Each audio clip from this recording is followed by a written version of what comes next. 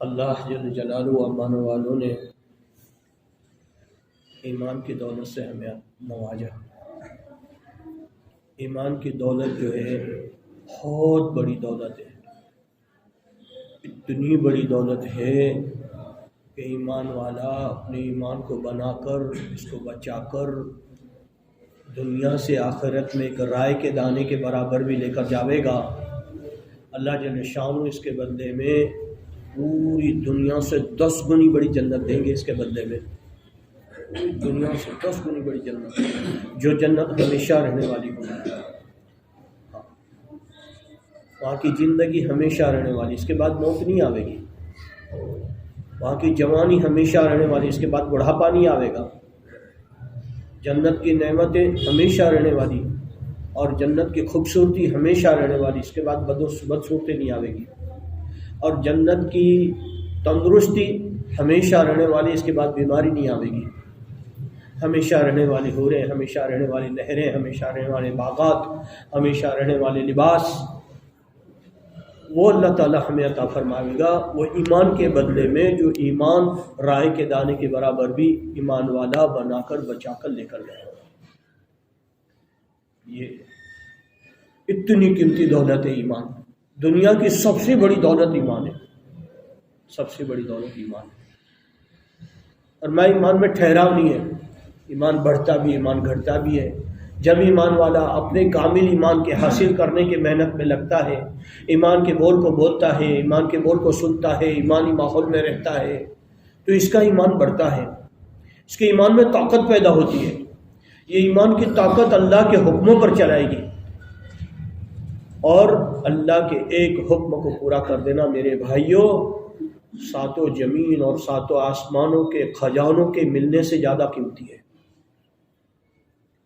اور حضرت جناب رسول اللہ صلی اللہ علیہ وسلم کے نورانی اور پاکیزہ طریقوں پر چلا دی ایمان کی طاقت، اور اللہ کے رسول علیہ الصلوۃ والسلام کے طریقوں پر چلنا دنیا کے رہنے والے اور قیامت تک کے آنے والے ہر انسان کے لیے دنیا اور آخرت میں کامیابی رکھی اللہ نے، کامیابی رکھی اللہ نے۔ اور جب ایمان والا اپنے ایمان کی کامل ایمان کے حاصل کرنے کی محنت کو چھوڑ دے گا تو ایمان کمزور ہو جائے گا۔ دنیا میں رہتے رہتے، دنیا کو بولتے بولتے، دنیا کو سنتے سنتے، دنیا کو سوچتے سوچتے ایمان کمزور ہو جائے گا، اور ایمان کی کمزوری اللہ کے حکموں کو توڑائے گی۔ اللہ کے ایک حکم کو توڑ دینا ساتوں زمین اور ساتوں آسمانوں کے ٹوٹنے سے زیادہ خطرناک ہے، اور حضرت جناب رسول اللہ صلی اللہ علیہ وسلم کے نورانی اور پاکیزہ طریقوں کو چھڑائے گی۔ اور جب ایمان والا آپ علیہ الصلوۃ والسلام کے طریقوں کو چھوڑ کر زندگی گزارے گا، گمراہ ہو جائے گا، گمراہ ہو جائے گا۔ کامیابی جو ہے وہ آپ علیہ الصلوۃ والسلام کے طریقوں میں ہی ہے۔ اس کے لیے ہر ایمان والے کے لیے جس نے بھی کلمہ پڑھا لا الہ الا اللہ محمد رسول اللہ صلی اللہ علیہ وسلم، اس کلمہ گو کے لیے ضروری ہے کہ وہ اپنے کامل ایمان کے حاصل کرنے کی محنت میں لگے، محنت میں لگے۔ اور کلمہ کا فرما ایمان کا بنانا موت تک ہر آن ہر گھڑی فرض ہے، فرض ہے، موت تک جو ہوئی، موت تک فرض۔ صحابہ اکرام نے فرمایا موت تک اس کے اوپر محنت کی، موت تک اس کے اوپر محنت کی، اور صحابہ اکرام نے محنت کر کے کامل ایمان کو حاصل کیا تھا، کامل ایمان کو حاصل کیا، ایسا ایمان بنایا جو اللہ کو پسند تھا، اور ایسا ایمان بنایا کہ دنیا کے حالات سے متاثر نہیں ہوتے تھے، اور دنیا کی تکلیفوں کو فرمایا کہ سامنے نہیں رکھتے تھے، بلکہ ایمان کو سنبھالتے تھے اور ایمان کو بچاتے تھے۔ عبداللہ بن حذافہ رضی اللہ تعالیٰ کو واقعہ آتا ہے، کیسے کیسے حالات آئے ہمارے سامنے، بارہا واقعہ سنتے ہیں ہم کہ نصرانی بادشاہ نے ان کو قید کر لیا، اور پھر ان کو فرمایا، کہا، دعوت دی کہ نصرانیت قبول کر لو، آدھی حکومت دوں گا کہ نہیں، میری بیٹی سے شادی کراؤں گا کہ نہیں؟ فرمایا کہ ایک کمرے میں بند کر دیا اور اس کمرے کے اندر خنزیر کا گوشت رکھ دیا، شراب رکھ دی، اور فرمایا حسین اور جمیل نوجوان لڑکی کو اندر ڈال دیا اور اس لڑکی سے کہا کہ تو ہر حال میں ان کا ایمان خراب کر دے۔ اب وہ 3 دن کے بعد جب وہ لڑکی باہر نکالی گئی تو وہ آ کر کہنے لگی کہ پتھر تھا یا لکڑی تھا، یہ کیا تھا جس کے ساتھ مجھے تم نے اندر بند کیا تھا؟ اور ایک نظر اٹھا کر تو دیکھتا جو میں اس کو ہلاک کرنے کا کرتی۔ لیکن وہ جو تھے فرمایا اپنے ایمان کو سنبھالے ہوئے تھے۔ اس کے بعد ان کو کہا، باندھ دیا اور کھڑا کر دیا، تیر اندازوں کو بلایا کہ ان کو تیر مار مار کے ختم کرو، اور فرمایا تیر جو ہیں کبھی تو دائیں جانب جا رہے ہیں، کبھی بائیں جانب جا رہے ہیں، کبھی تو اوپر جا رہے ہیں، کبھی نیچے جا رہے ہیں، موت کا منظر سامنے ہے، لیکن یہ استقامت کے ساتھ ایمان پر جمے ہوئے۔ اس کے بعد کہ ایک فرمایا برتن کڑایا تھا، جو بھی تھا اس زمانے کا برتن، اس کو لایا گیا، اس میں تیل ڈالا گیا، آگ جلائی گئی، تیل کو ابالا گیا اور ان کے سامنے قیدی کو لا کر ڈال دیا گیا۔ قیدی اندر تڑپ تڑپ کر مر گیا اور کہنے لگا وہ بادشاہ کہ اگر نصرانیت کو قبول نہ کی، ایمان کو اسلام کو نہ چھوڑا تو میں تمہارا حشر کروں گا۔ پھر بھی وہ فرمایا استقامت کے ساتھ جمے ہوئے ہیں۔ کہنے لگا وہ بادشاہ کہ جاؤ انہیں ڈال دو۔ سپاہی جب لے کر چلنے لگے تو فرمایا رونے لگے۔ سپاہیوں نے کہا یہ رو رہے ہیں کہ ان کو اپنے پاس بلاؤ۔ فرمایا بلایا تو کہنے لگا اب کیوں رو رہے ہو؟ ابھی بھی تمہارے پاس موقع ہے، میں تو پہلے سے کہہ رہا تھا۔ تو کہنے لگے کہ میں اس لیے نہیں رو رہا کہ میرے پاس ایک جان ہے جو اللہ کے دین کی نسبت سے اور ایمان کی نسبت سے قربان ہو رہی ہے۔ میں تو اس لیے رو رہا ہوں کہ اگر میرے بدن کے اندر بالوں کے برابر جانیں ہوتی میں ایک ایک کر کے ایمان کی خاطر فرمایا قربان کر دیتا ہوں، لیکن ایمان نہ دیتا۔ جملے ان کو ایسے لگے کہ بادشاہ نے یوں کہا تم میری پیشانی کے پر بوسہ دے دو، میں تمہیں آزاد کر دوں گا۔ کہنے لگے عبداللہ بن حذیفہ رضی اللہ تعالیٰ عنہ کہ صرف مجھے نہیں بلکہ جتنے بھی تمہاری قید کے اندر مسلمان قیدی ہیں تمام کو اگر رہا کرو گے میں تمہاری پیشانی پر بوسہ دوں گا۔ منظور کر لیا، انہوں نے بادشاہ کے پیشانی پر بوسہ دیا اور سارے قیدی مسلمانوں کو لے کر حضرت عمر رضی اللہ تعالیٰ عنہ کی خدمت میں حاضر ہوئے اور پوری کارگزاری سنائی۔ حضرت عمر رضی اللہ تعالیٰ عنہ نے کہا کہ حق بنتا ہے مجھے کہ میں حضرت عبداللہ بن حذیفہ رضی اللہ تعالیٰ عنہ کی پیشانی کے پر بوسہ دوں، اور سارے مسلمانوں کے اوپر حق بنتا ہی ہے۔ تو یہ فرمایا ایمان کو بچایا، ایمان کو بنایا تھا، ایمان کو بچایا، اور فرمایا کہ صحابہ کرام نے ایمان کی خاطر کتنی بڑی قربانیاں دی ہیں، کتنی بڑی قربانیاں دی۔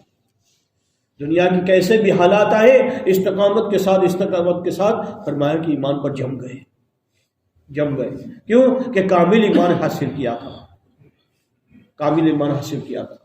میرے بھائیوں، میرے اور آپ کے لیے بھی یہی ایمان کا اللہ تعالیٰ نے ہم سے مطالبہ کیا ہے، ایمان والوں ایمان لے آؤ۔ اور فرمایا کہ موت کے وقت سارے سہارے چھوٹ جائیں گے، بیوی بچوں کا سہارا چھوٹ جاوے گا، مال دولت کا سہارا چھوٹ جاوے گا، کھیت کھلیان کا سہارا چھوٹ جاوے گا، عہدے اور ڈگریوں کا سہارا چھوٹ جاوے گا، سارے دنیا کے اسباب چھوٹ جاوے گے۔ فرمایا کہ یہ ایمان ساتھ چلے گا، یہ ایمان ہمیں قبر میں کام دے گا۔ جب منکر نکیر آ کر پوچھیں گے من ربوں کا، بتا تیرا رب کون ہے، اس وقت فرمایا یہ زبان نہیں بولے گی، اندر کی کیفیت بولے گی، اندر جو ایمان بنا ہوا ہوگا وہ جواب دے گا، وہ جواب دے گا۔ اس وقت وہ کیفیت بولے گی۔ یہ کامل ایمان ہمیں وہاں کام دے گا، ہمیں وہاں کام دے گا۔ اور فرمایا کہ یہ کامل ایمان ہمیں میدان حشر میں کام دے گا کہ جہنم جیسے دردناک عذاب سے بچائے گا اور جنت جیسی نعمتیں دلائے گا، ہمیں جنت دلائے گا۔ یہ کامل ایمان، یہ کامل ایمان کا سیکھنا اور سکھانا اور بنانا اور اس کا حاصل کرنا میرے آپ کے لیے موت تک ضروری ہے، موت تک ضروری۔ اگر ہم موت تک بھی فرمائے کامل ایمان کے حاصل کرنے کی محنت میں لگے رہیں اور خاتمہ ایمان پر ہو گیا، ایمان کو بچا کر لے کر چلے گئے، میرے دوستوں بزرگوں، سستا سودا ہے کہ اعتبار خاتمے کا ہے، اعتبار خاتمے کا ہے۔ اس کے لیے فرمایا کہ ہر بندے کو کامل ایمان کے حاصل کرنے کی محنت میں لگنے کی ہمیں دعوت دینا ہے. ہمارا یہ دعوت دینا ہمیں ایمان دلائے گا اور ایمان کے اندر طاقت پیدا کرے گا، طاقت پیدا کرے گا. اور مخلوق کے نفع نقصان سامنے آ جاویں تو دل کی زبان سے انکار کرنا ہے کہ ان سے کچھ نہیں ہوتا، اور اللہ سے ہونے کو بولنا ہے کہ کرنے دھرنے والی ذات تو اللہ ہی کی ہے. جب سے دنیا قائم کی اللہ نے، تب سے لے کر آج تک جو کچھ بھی دنیا میں ہوا ہے وہ اللہ ہی کے حکم سے ہوا ہے. آج جو کچھ بھی دنیا میں ہو رہا ہے اللہ ہی کے حکم سے ہو رہا ہے، اور آج سے لے کر قیامت تک جو کچھ بھی دنیا میں ہوگا وہ اللہ ہی کے حکم سے ہوگا. اللہ ہر چیز پر قادر ہے، اللہ ہر چیز پر قادر ہے. کوئی چیز بھی اللہ سے چھپی ہوئی نہیں ہے، چھپی ہوئی نہیں ہے. زمین، آسمان، چاند، سورج، ستارے، ہوا، پانی، دریا، سمندر، انسان، جنات، حیوانات، نباتات، مغرب سے لے کر مشرق تک، شمال سے لے کر جنوب تک، ذرے سے لے کر پہاڑ تک، قطرے سے لے کر سمندر تک، چونٹی سے لے کر جبرائیل امین تک، کائنات میں پھیلی ہوئی تمام مخلوق جو ہے وہ اللہ کی مرضی کے تابع ہے، اللہ کی مرضی کے تابع ہے. اللہ جب چاہے، جو چاہے، جس وقت چاہے ان تمام مخلوقات کے اندر پھیر پھار کر سکتا ہے، پھیر پھار کر سکتا ہے. اللہ کی مرضی وہی دنیا کا نظام، اللہ کی مرضی وہی ہماری زندگی. میرے دوستوں بزرگوں، فرمایا کہ اللہ سے ہونے کو بولنا ہے کہ کرنے دھرنے والی ذات تو اللہ ہی کی ہے. مخلوق خالق کی محتاج ہے، مخلوق خالق کی محتاج ہے. مخلوق کہتے ہیں بنی ہوئی چیز کو، بنانے والے کو خالق کہتے ہیں جو اللہ ہے. اللہ ہے، اللہ نے اپنے امر کون سے پوری کائنات کا وجود بخشا ہے، اور پوری کائنات کے اوپر اللہ قبضہ رکھتا ہے. کوئی چیز بھی اللہ کے حکم کے بغیر نہ نفع دے سکتی ہے نہ نقصان دے سکتی ہے. بھوک مخلوق ہے تو کھانا بھی مخلوق ہے، کھانے میں وہ طاقت نہیں جو بھوک کو مٹا دے.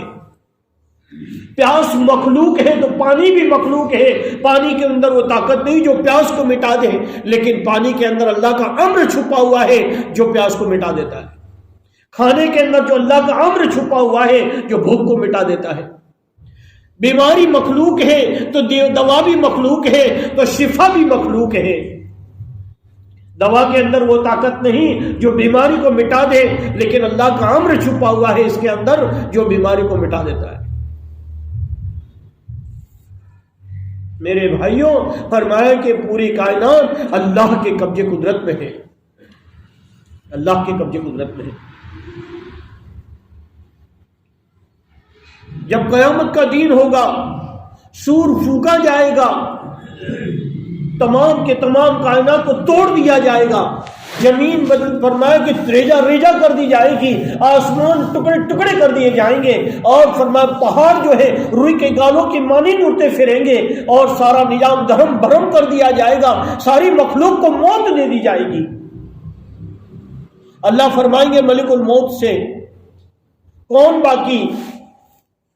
اسرائیل علیہ السلام عرض کریں گے یا اللہ اسرافیل، میکائیل، جبرائیل، حاملین عرش اور میں باقی. اللہ فرمائیں گے سب کو ختم کرو، سب کو ختم کرو. عرش کے اٹھانے والے فرشتوں کو بھی موت دے دی جائے گی، میکائیل علیہ السلام کو بھی موت جاوے گی، اسرافیل علیہ السلام کو بھی ختم کر دیا جائے گا، اور میرے بھائیوں جبرائیل جیسے فرشتوں کو بھی موت آئے گی. اس کے بعد اللہ فرمائیں گے کون باقی؟ اسرائیل عرض کریں گے میں اور آپ باقی. اللہ فرمائیں گے تم بھی مر جاؤ، میرے علاوہ ہر چیز کو فنا ہے، ہر چیز کو فنا ہے.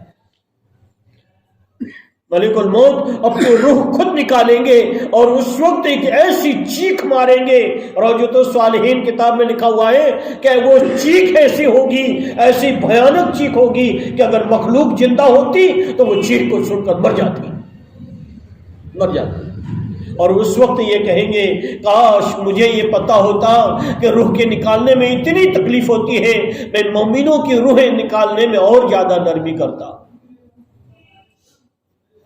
اس کے بعد اللہ فرمائیں گے بادشاہ کہاں گئے، ان کی اولاد کیا ہوئی، وہ کہاں گئے جو میرا کھاتے تھے، میرے غیر کی پوجا کرتے تھے، عبادت کرتے تھے؟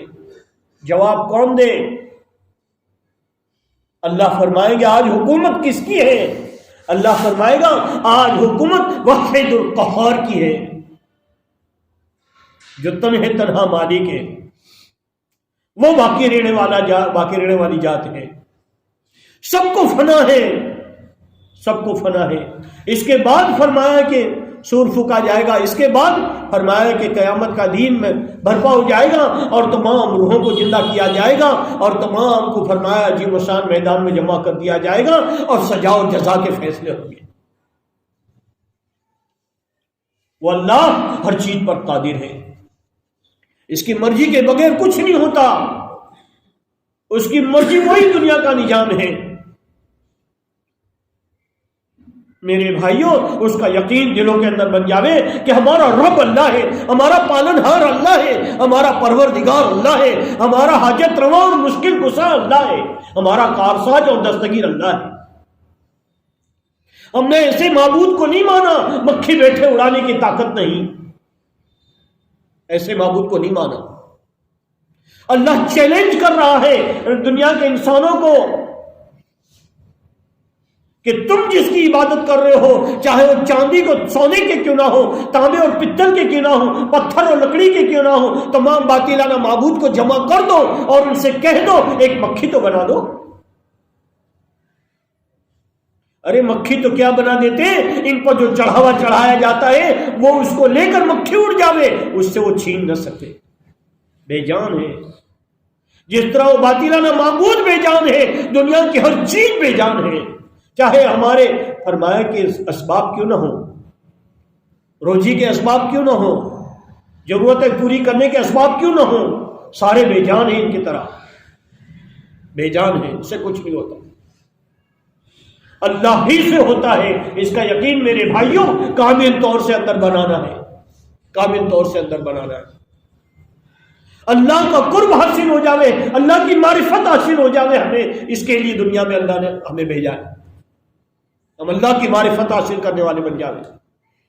مولانا ابراہیم صاحب فرماتے ہیں کہ دعوت کا کام جو ہے وہ اللہ کی معرفت حاصل کرنے کا نسخہ ہے، اللہ کی معرفت حاصل کرنے کا نسخہ ہے۔ میرے دوستوں بزرگوں فرمایا ایمان بہت قیمتی دولت ہے، اس کو بنانا ہے، اس کو بچانا ہے، اس کو بچانا ہے۔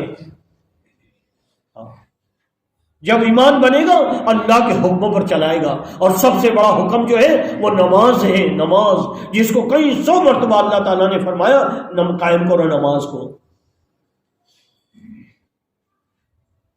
تمام احکامات جو نازل کیے گئے ہیں فرمایا فرشتے کے ذریعے سے زمین پر نازل کیے، لیکن جب نماز کا وقت آیا جبرائیل امین کے واسطے کو ہٹایا اور پیارے آقا کو اپنے پاس بلایا اور براہ راست ایک تحفہ عطا فرمایا جو نماز دی ہے، نماز دی ہے۔ تمام احکامات تو مخلوق کی مشغولی کے ساتھ ادا کیے جاتے ہیں۔ روزہ رکھتے ہوئے آدمی کاروبار کر سکتا ہے، زکوٰۃ اسلامی معاشرے کے اندر چل پھر کر ادا کر سکتا ہے، حج کرتے ہوئے اللہ تعالیٰ نے جن چیزوں کے کرنے کا حکم دیا، اجازت دیے، وہ چیزیں کر سکتا ہے، لیکن نماز تمام مخلوق سے ہٹ کر بارگاہ الہی میں آ کر ادا کرنے کا نام نماز ہے۔ مولانا یوسف صاحب رحمۃ اللہ علیہ فرما کرتے تھے کہ دل میں سے مخلوق کو نکالنے کا نام ایمان ہے اور مخلوق سے ہٹ کر ادا کرنے کا نام نماز ہے۔ مولانا محمد صاحب رحمۃ اللہ علیہ فرما کرتے تھے کہ نماز ملی ہے فرض سے ہٹ کر، اسے ادا کرو چیزوں سے کٹ کر۔ نماز بہت بڑی دولت ہے، نماز میں اللہ تعالیٰ نے وہ صفت رکھی ہے جو گناہوں سے بچا دیتی ہے، جو گناہوں سے بچا لیتی ہے۔ ہماری نماز ایسی جاندار ہو، نماز ایسی جاندار ہو۔ اس کے لیے فرمایا کہ ہر اللہ کے بندے کو 5 وقت کی نماز کا اہتمام کرنے کی دعوت دینا ہے، اور ہمارا یہ دعوت دینا ہمیں نماز کا اہتمام پر جمائے گا۔ اور نماز کے ظاہر اور باطن کو درست کرنا ہے. ظاہر میں وضو سے لے کر سلام پھیرنے تک کرنے کے اور پڑھنے کی تمام چیزوں کو اپنے مسلک کے معتبر علماء سے فرمایا حاصل کرنا ہے، سیکھنا ہے. باطن کے اندر اللہ کے دھیان کے ساتھ نمازیں ادا کرنی ہے کہ میں اللہ کو دیکھ رہا ہوں، نہیں تو اللہ مجھے دیکھ رہے ہیں. یہ دھیان ہو ہمارے دل ہر رکن کے اندر، نماز کے ہر رکن کے اندر. نماز کی حقیقت کو اللہ سے مانگنا ہے.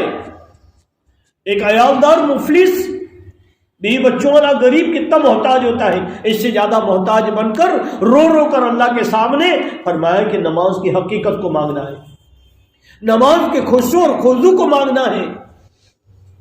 یہ ہماری نمازیں فرمایا کہ جس کی نماز صحیح ہو گئی اس کی زندگی صحیح ہوگی، اور جس کی زندگی صحیح ہوگی قیامت کے دن حساب آسان ہو جائے گا، حساب آسان ہو جائے گا.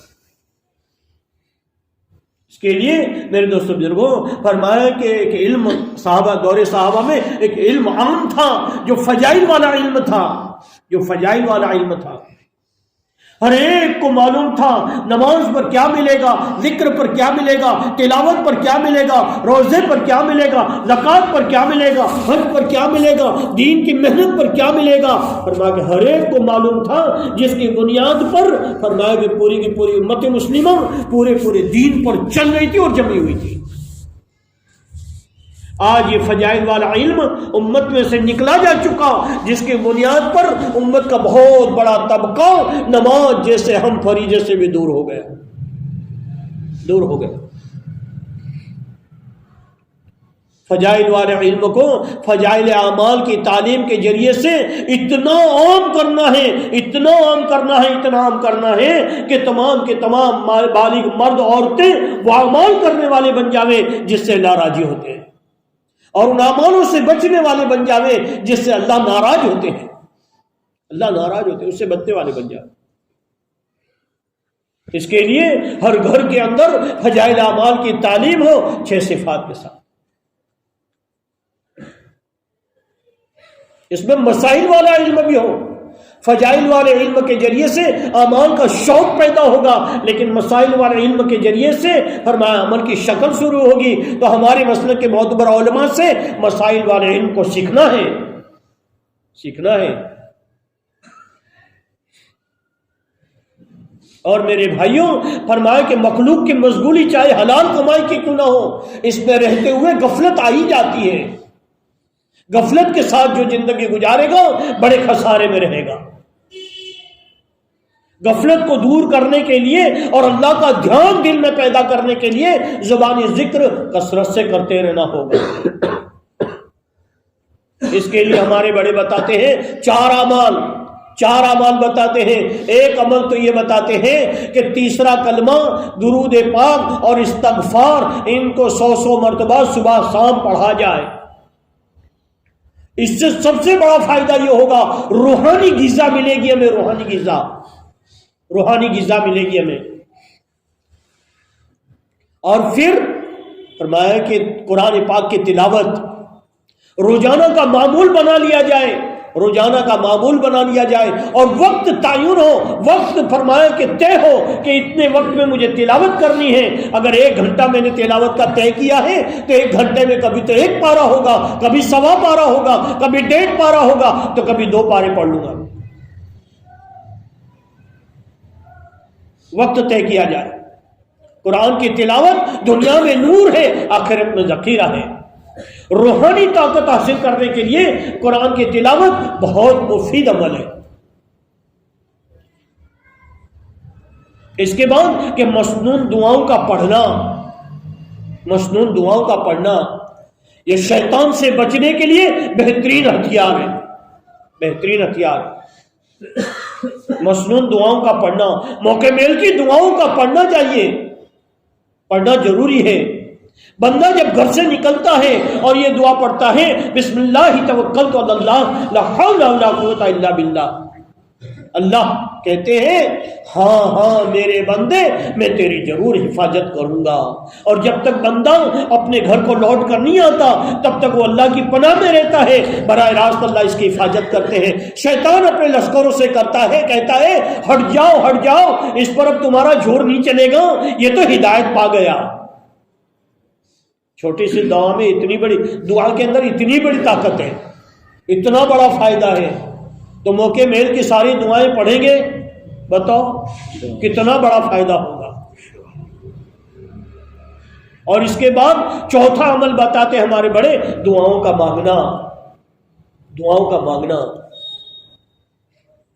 کہ مانگو اسی سے جو دے خوشی سے اور کہے نہ کسی سے. لامحدود خزانوں کا ہمارا مالک ہے. زمین اور آسمان کے خزانے اللہ کے قبضے قدرت میں ہیں. اسی سے ہم مانگیں گے. یہ 4 اعمال کے ذریعے سے دل کے اندر اللہ کا دھیان پیدا ہوگا، اور جس دل میں اللہ کا دھیان پیدا ہو جائے گا وہ فرمایا اللہ تعالیٰ اس کو 2 چیزیں عطا فرمائیں گے.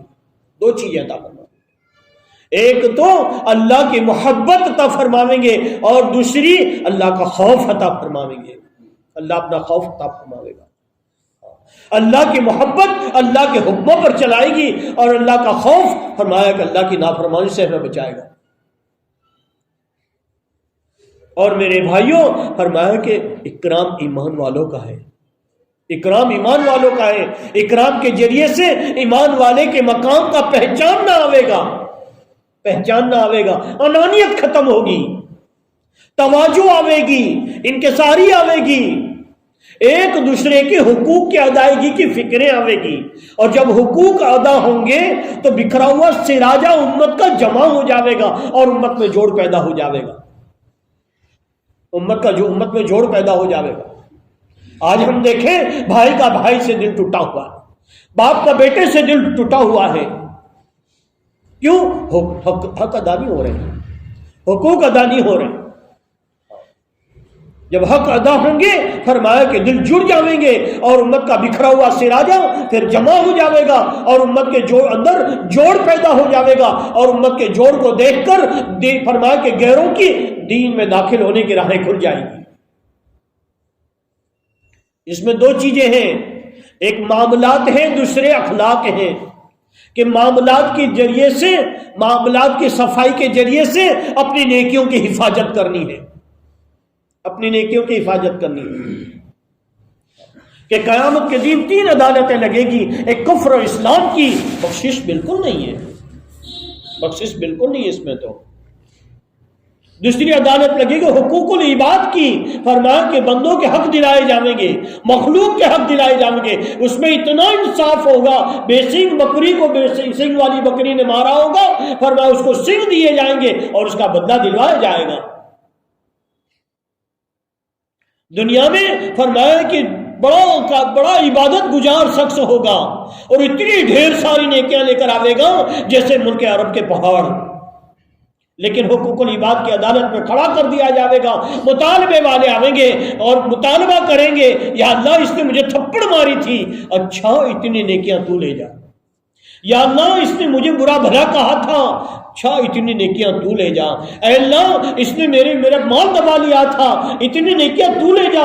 اے اللہ اس نے میری زمین دبا لی تھی، اتنی نیکیاں تو لے جا. سارے مطالبے والوں کے مطالبے فرمائے اس کی نیکیوں میں سے پورے کیے جائیں گے. اور جب نیکیاں ختم ہو جاوے گی، مطالبے والے باقی رہ جاویں گے، تو مطالبے والوں کے گناہ اس کے اوپر تھوپ دیے جاویں گے، اور اس کی پاداش میں اس کو جہنم میں ڈال دیا جائے گا. اس کے لیے میرے دوستوں بزرگوں آج ہمارے پاس موقع ہے، معاملات کی صفائی کے ذریعے سے اپنی نیکیوں کی حفاظت کر لیں.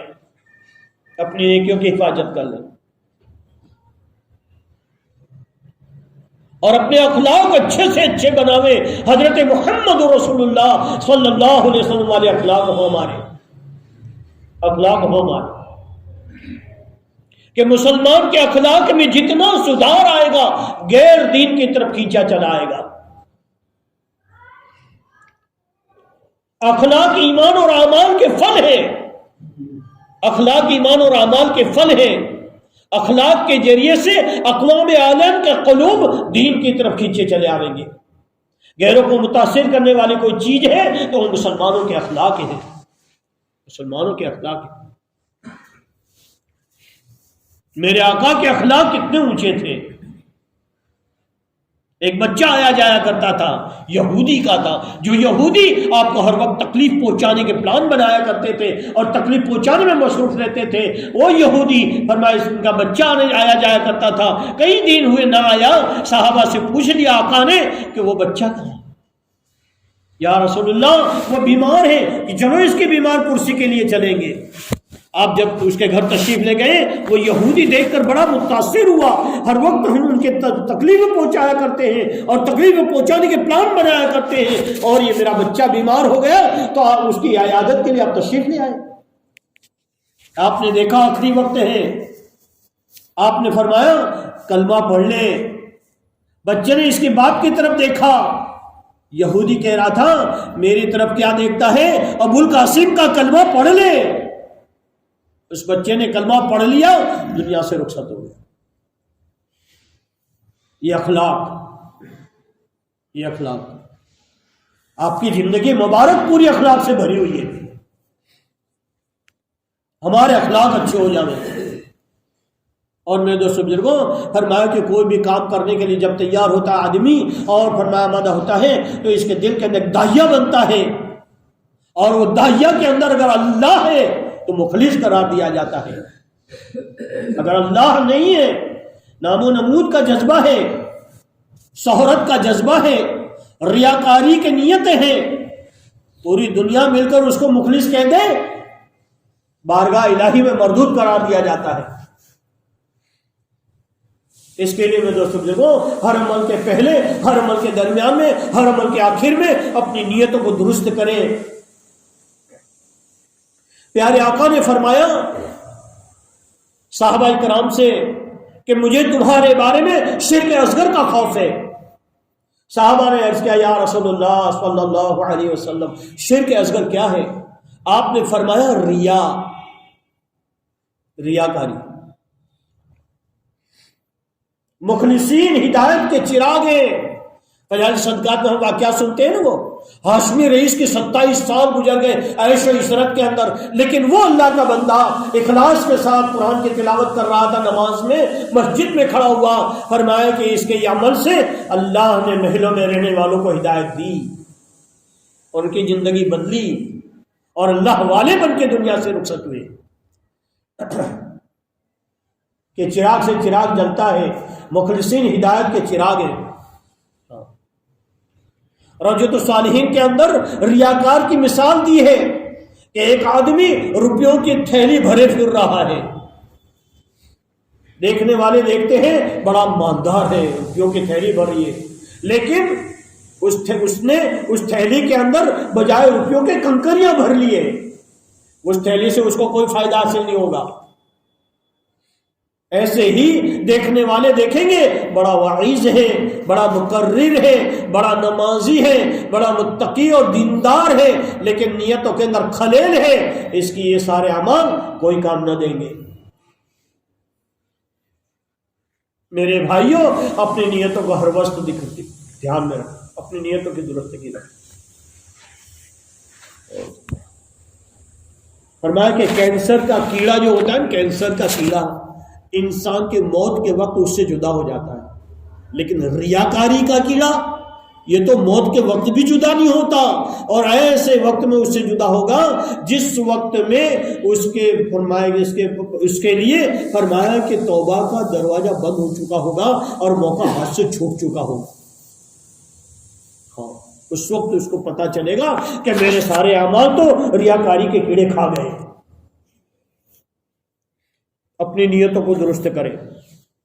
اور میرے بھائیوں، ہماری جان اور ہمارا مال اللہ کی دی ہوئی ہمارے پاس امانت ہے. یہ ہمارا نہیں ہے، یہ ہمارا نہیں ہے، یہ تو اللہ کی امانت ہے ہر ایمان والے کے پاس. اور آج کا ایمان والا اس کو اپنی ملک میں سمجھ کر اپنی مرضی سے استعمال کر رہا ہے، اور یہ قرآن کے فیصلے کے خلاف کر رہا ہے. اللہ نے کلام پاک میں فیصلہ فرمایا ہے کہ ہم نے ایمان والوں کے جان اور مال کو جنت کے عوض میں خرید لیا ہے، بطور امانت کے دیا ہے ہمیں. اس کو استعمال کرنے کے لیے میرے بھائیوں ہمیں دور رسالت کو دیکھنا پڑے گا کہ حضرت جناب رسول اللہ صلی اللہ علیہ وسلم نے اپنا اور صحابہ کا جان اور مال کہاں اور کس طرح خرچ کیا.